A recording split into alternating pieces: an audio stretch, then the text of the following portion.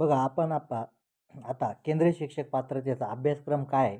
मी खूप वेळा सांगितलं तरी एक वेळा आपण समजून घेऊ. कारण आपण नवीनच सुरुवात करतोय 2025 साठी बघा. सिलेबस 2025.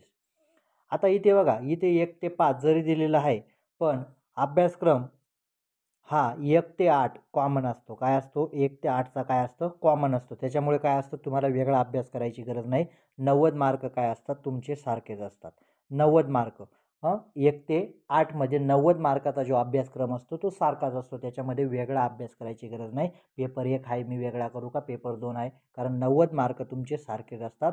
मराठी सारखे काय असणार? मराठी, हिंदी, CDP हे 3 विषय जे असतात 90 मार्काला येतात.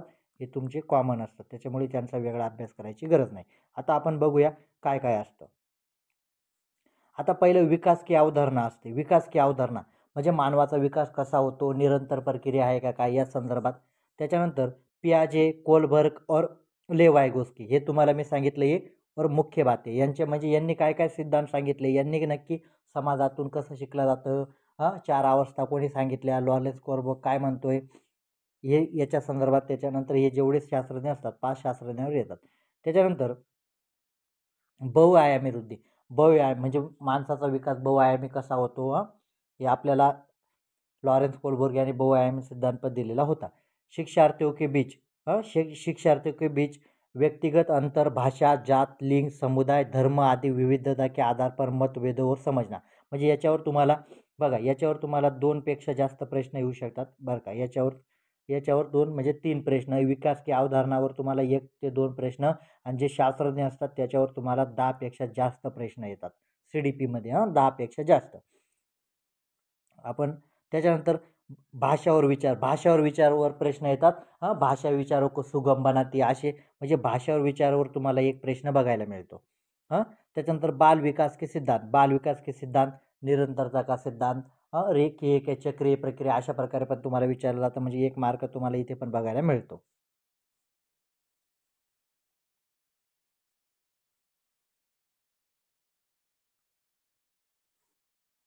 आता त्याच्यानंतर सीखने के लिए आकलन और सीखी गई बातों का आकलन म्हणजे तुम्ही मूल्यमापन कसे करतात याला म्हटलं जातं सीखी गई. आकलन करणे म्हणजे काय? मूल्यमापन करणे. मूल्यमापनावर तुम्हाला 2 प्रश्न मिळतात. आधारित मूल्यमापन, सतत और समग्र मूल्यमापन, असे तुम्हाला याच्यावर 2 प्रश्न मिळतात. त्याच्यानंतर बालकेंद्रित शिक्षा काय असते विद्यार्थ्यांचं बालकेंद्रित शिक्षा म्हणजे काय? विद्यार्थ्यांचा आवाज ऐकून घेणे म्हणजे विद्यार्थ्यांना महत्त्व देणे याला बालकेंद्रित शिक्षा. प्रगतिशील शिक्षा याच्यावर पण तुम्हाला एक प्रश्न मिळतो.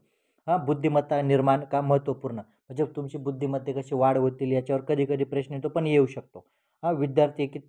विद्यार्थी की तयारी स्तर का आकलन म्हणजे विद्यार्थी त्या तयारीवर त्याचे हे बघा समालोचनात्मक चिंतन, आलोचनात्मक चिंतन वाढवण्यासाठी तुम्ही काय काय प्रयत्न करणार याच्यावर पण तुम्हाला काय येतात? प्रश्न येतात. हा तुमचा अभ्यासक्रम. अशाच प्रकारे हा CDPचा अभ्यासक्रम असतो.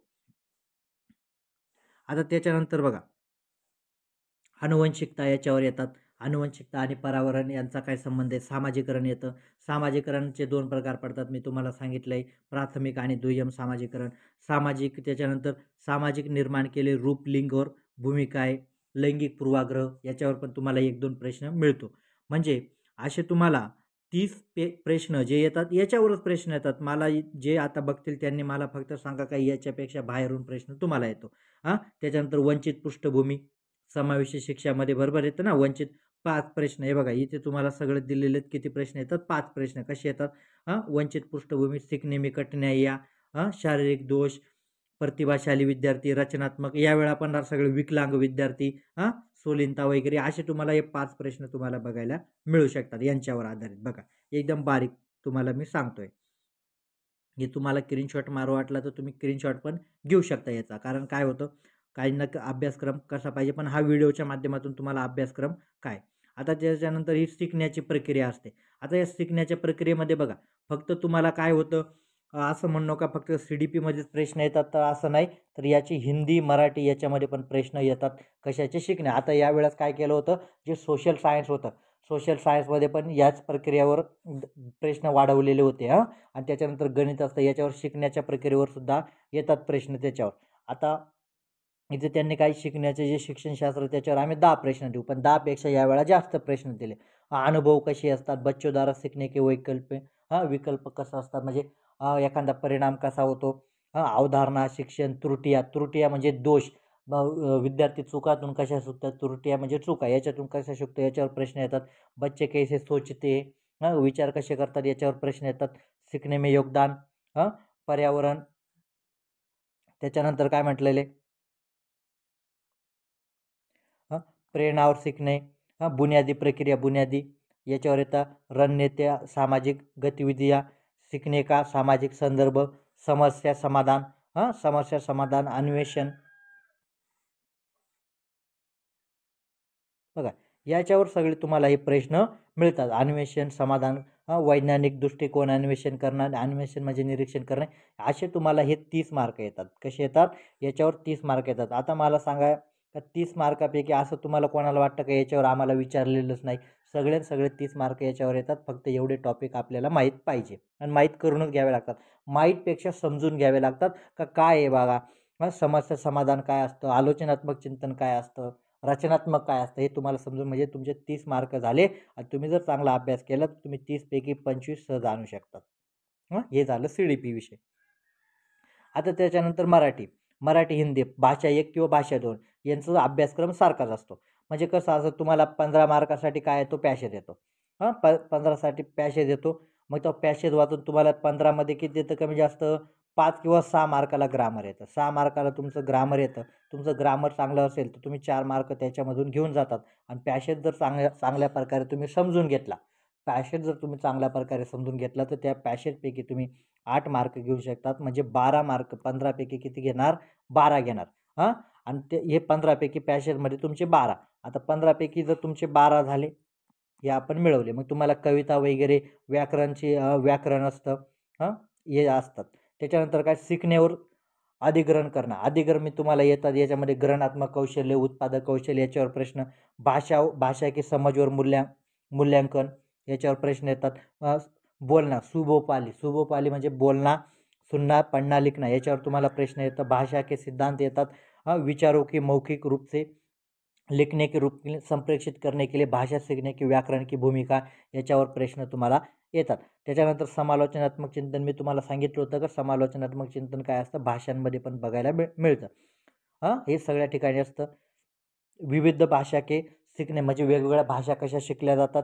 शिकणे की चुनौतियाँ म्हणजे कठीणाया कशा येतात, यांना दूर करण्यासाठी ज्या समस्या असतात या कशा असतात, याच्यावर तुम्हाला प्रश्न बघायला मिळतात. आता सुनणे, बोलणे म्हणजे काय, सुबोपाली, हे एकच झालं.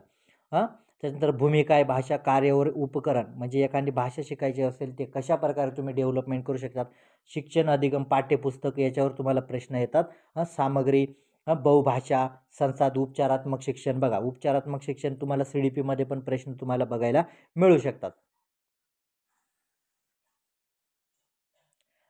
आता 15 प्रश्न काय, भाषा समज म्हणजे व्याकरण वगैरे जे असतं, व्याकरणिक भाषा असते, विवेचनात्मक साहित्य प्रकार याच्यावर तुम्हाला प्रश्न मिळतात. आता भाषा 1 असो किंवा भाषा 2 असो, बघा सगळं एकच आहे. भाषा 1 आणि भाषा 2 सगळं काय असतं, एकच असतं सगळं. त्याच्यामुळे वेगळा अभ्यास काही करायची गरज नाही.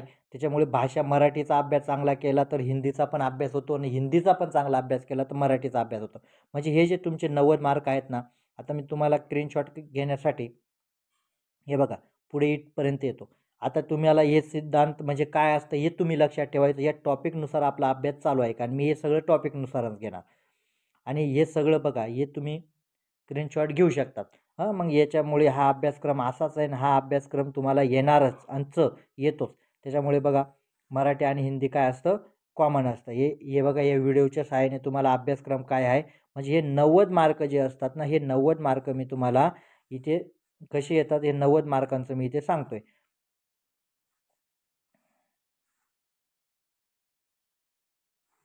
हे बघा, असाच अभ्यासक्रम असतो. हे 90 मार्क येतात. आता समजा तुम्ही जर चांगला अभ्यास केला 90 मार्काचा, आता 90 मार्काचा जर तुम्ही चांगला अभ्यास केला तर 90 पैकी तुम्हाला मी सांगतो तुम्ही 60च्या पुढे घेऊन जातात. 90 पैकी 60 जरी मिळवले, 90 पैकी 60 जरी मिळवले आणि उरलेले तुमचे 60 मार्काचा विषय असतो. 60 मार्काला म्हणजे तुमचं काय असेल, गणित असेल आणि EVS असेल, पेपर 1 असेल. आणि सेकंड असेल तर तुमचं मॅथ आणि सायन्स असेल किंवा सोशल सायन्स असेल. म्हणजे या 60पैकी जर तुम्ही OBC असाल तर तुम्ही 25 पाडू शकत नाही का? आणि जर तुम्ही चांगला इथे जर अभ्यास केला तर 90पैकी तुम्ही जर अभ्यास केला तर 90पैकी तुम्ही 70पेक्षा पुढे जातात. 90पेक्षा तुम्ही 70, 90पैकी 70 आणि इकडे समजा तुम्ही 20-30 जरी आणले तरी तुम्ही 90च्या पुढे जातात. असा पण स्कोर तुम्ही करू शकतात. हा होता अभ्यासक्रम. या प्रकारे अभ्यासक्रम 90 मार्काचा जो अभ्यासक्रम आहे तो याच प्रकारे असतो.